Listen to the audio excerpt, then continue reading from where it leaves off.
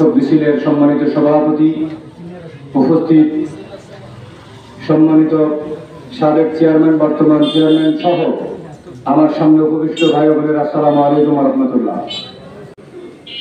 আমি শুধু এতটুকু বলতে চাই,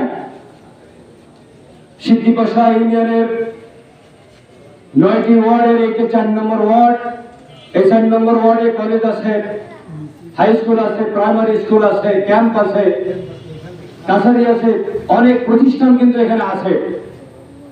এই প্রতিষ্ঠানের ভিতরে আইন শৃঙ্খলা বাহিনীর জন্য যে একটি প্রতিষ্ঠান, সেটি হলো ক্যাম্প। এই ক্যাম্পের পাশেই কিন্তু এই শিশু নাদিয়াকে হত্যা করে একটা পরিত্যক্ত ডুবায় ফেলে রেখে যাওয়া হয়েছে।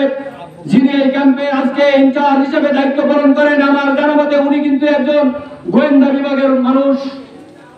ওনাকে আজকে এখানে ইনচার্জের দায়িত্ব দেওয়া হয়েছে। আমার ভাবতে অবাক লাগে যে এই সিদ্দিপাশা ইউনিয়নের প্রত্যেক মোড়ে মোড়ে মাদক দ্রব্য সয়লাভ হয়ে গিয়েছে। উনি এখানে দায়িত্ব পালন করার পরে ওনার নগদর্পণে এগুলো আছে। উনি গোয়েন্দা হিসেবে চাকরি করেছেন, উনি জানেন উনি এতদিন কেন লেট হচ্ছে এই আসামিকে ধরার জন্য। ওনার কাছে আমার জানতে চাওয়া, আমি আশা করি উনি এখানে বলবেন, ওনার আলোচনা থাকবে। আমি আশা করব পরিচালককে ওনার আলোচনা দেওয়ার জন্য যে কেন দেরি হচ্ছে। ওনার নাকের ডগায় পরিত্যক্ত ডুবায় ফেলে রেখে দেওয়া হয়েছে।